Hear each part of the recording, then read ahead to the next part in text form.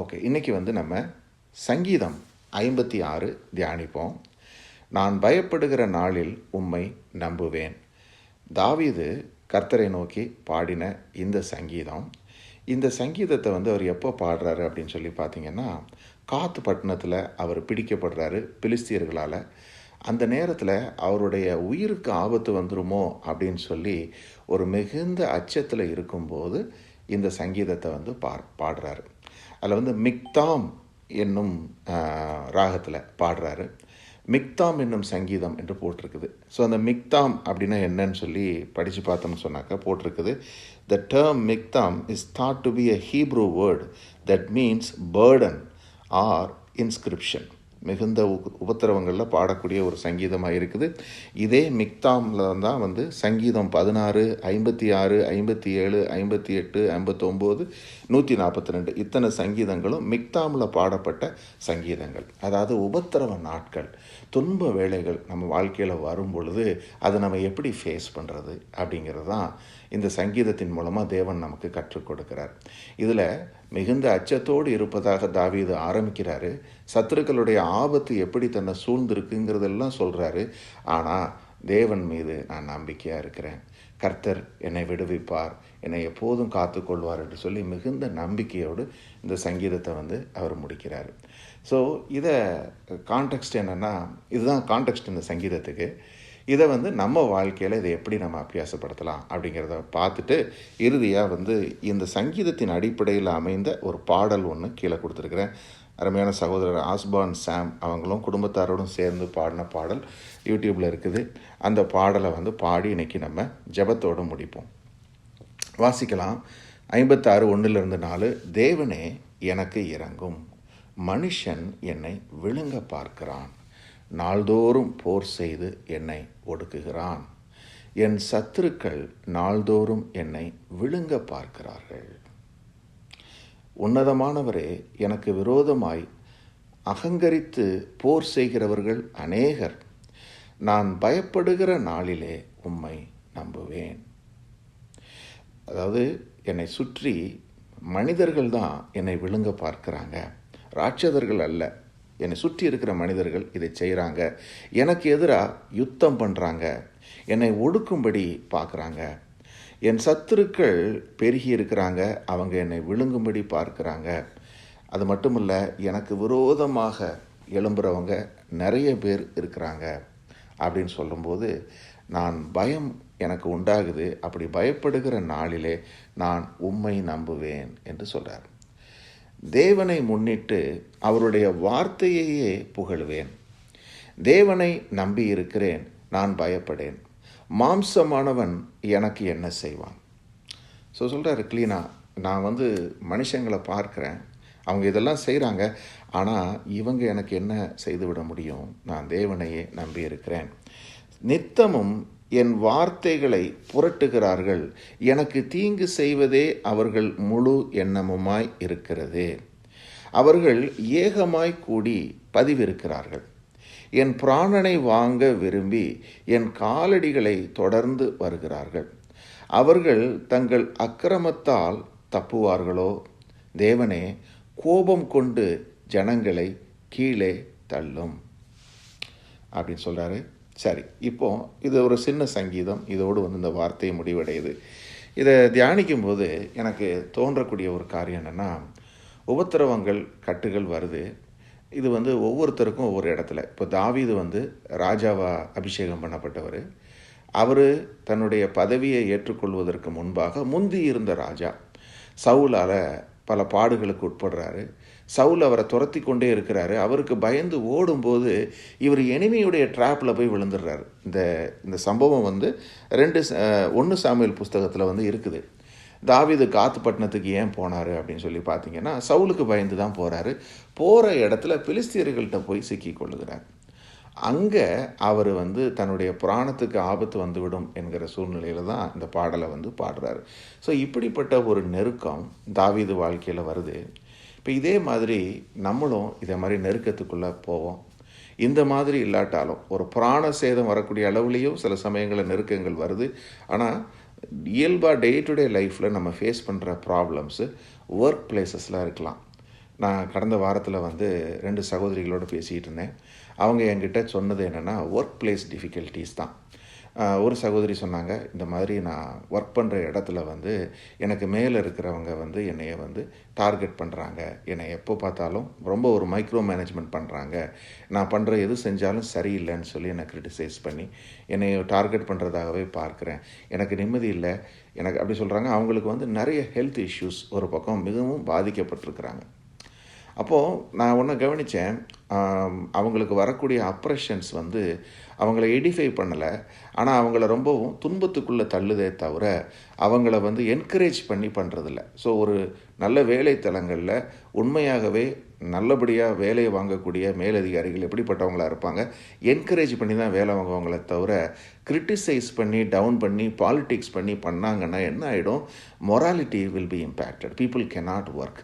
டிப்ரெஷனுக்குள்ளே போயிடுவாங்க. அப்புறம் அவங்கள வைத்து நீங்கள் ஒன்றுமே செய்ய முடியாது அப்படிங்கிறது தான். அதே மாதிரி இன்னொரு சகோதரின்னு சொன்னாங்க. அவங்களுக்கும் வந்து ரொம்பவும் வேலைத்தலங்களில் வரக்கூடிய அழுத்தத்தினால மிகவும் பாதிக்கப்பட்டிருக்கிறாங்க.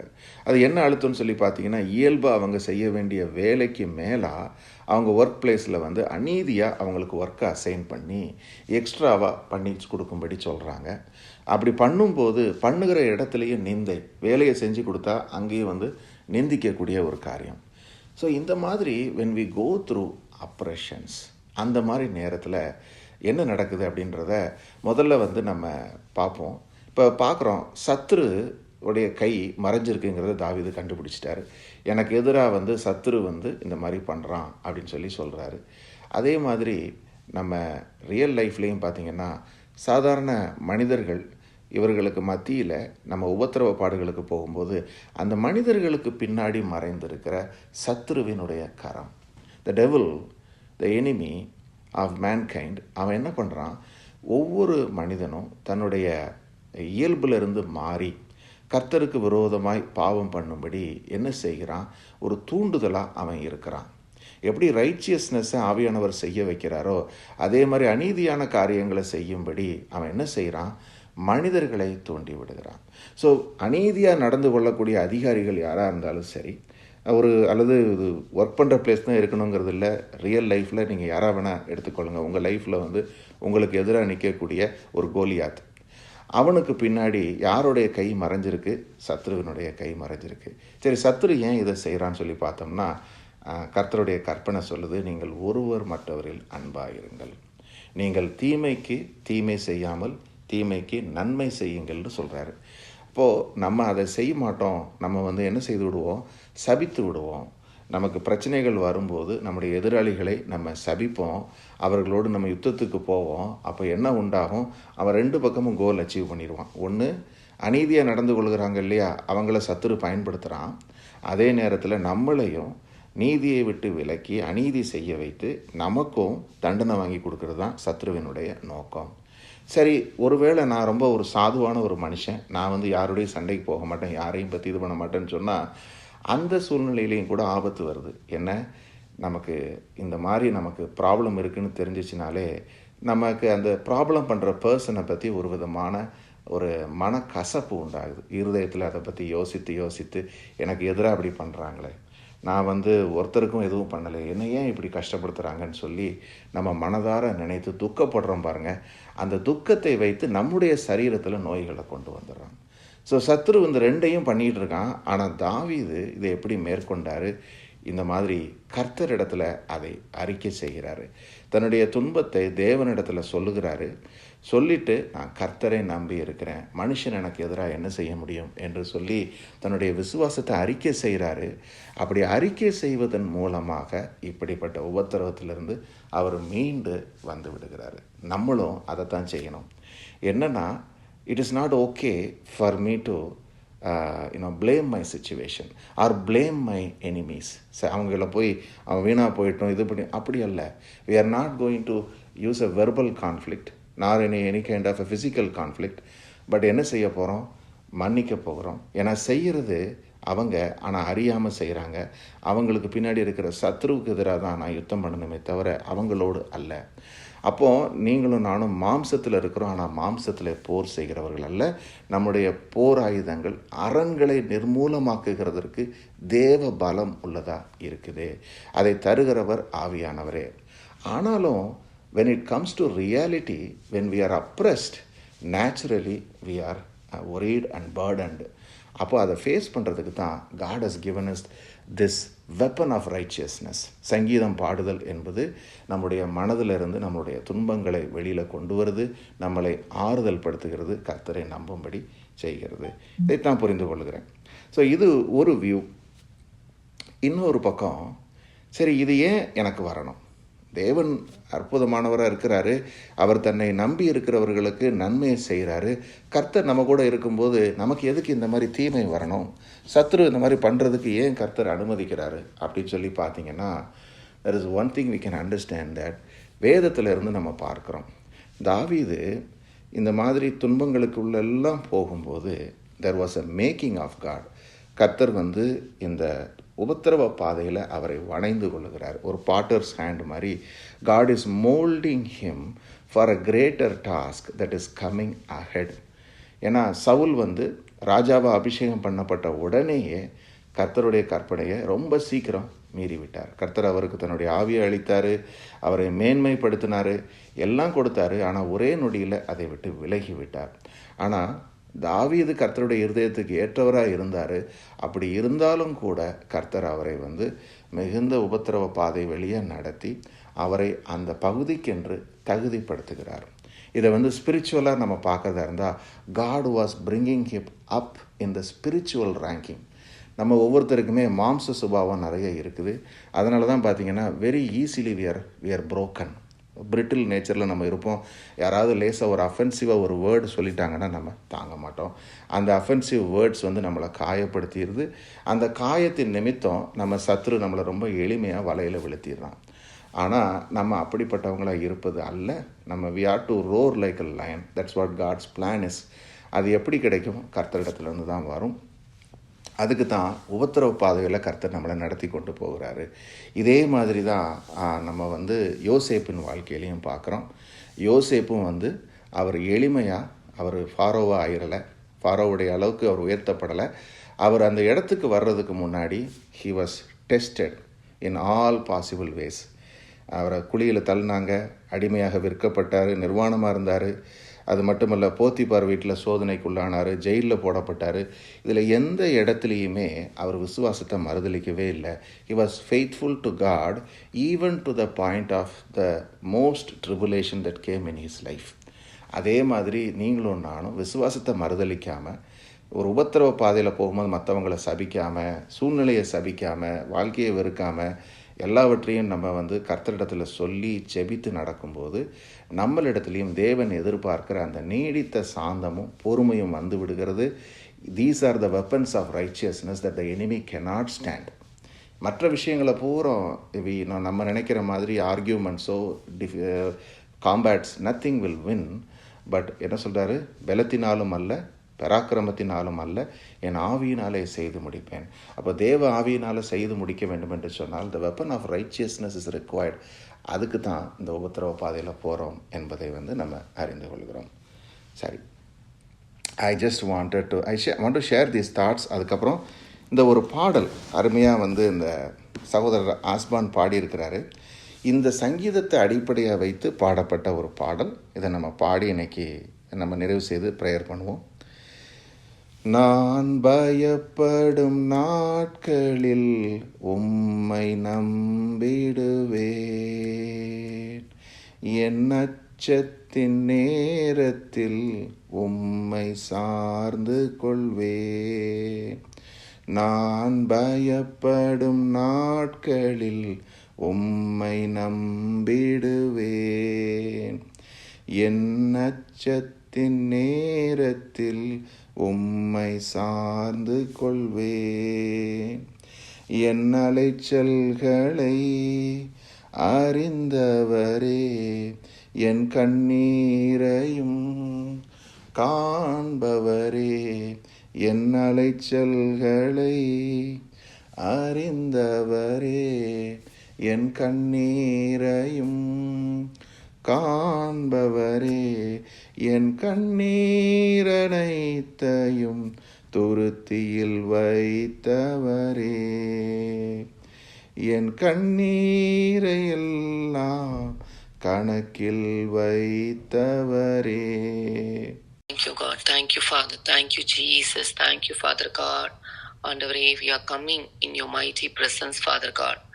Thank you, Andavare. Andavare, we humble ourselves, Andavare, in front of you, Andavare. That ஆண்டவரே, ஜஸ்ட் லைக் டேவிட் எப்படி வந்துட்டு ஆண்டவரே அவங்க ஓவர்வெல்மிங்காக இருக்கும்போது, பேர்டண்டாக இருக்கும்போது உங்ககிட்ட வந்தாங்களோ, father God, we come here for each and every brother and sister. ஆண்டவரே, லாட் ஆஃப் டைம்ஸ் எங்களுக்குள்ளார இருக்கிற அந்த கஷ்டத்தை எங்களால் சொல்ல முடியாது ஆண்டவரே. கூட யார்கிட்டயோ, ஒரு ஃப்ரெண்ட் கிட்டேயோ இல்லை சர்ச்லேயோ எங்களால் சொல்ல முடியாத மாதிரி நாங்கள் கோத்ரூ பண்ணுறோம் ஆண்டவரே.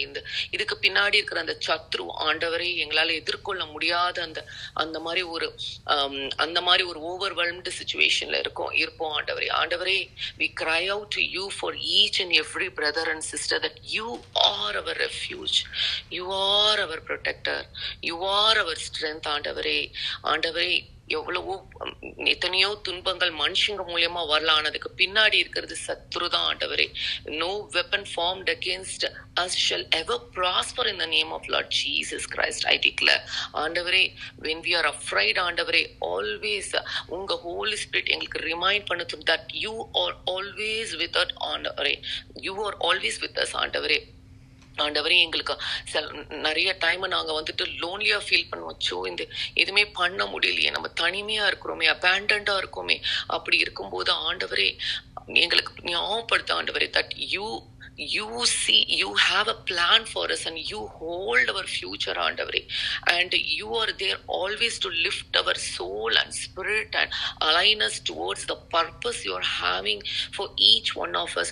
And we just have to, ஆண்டவரே, trust you like David did, Lord, and just pour out to you that you are always there to listen, and just cry out to you that you are going to value each and every tears that we shed.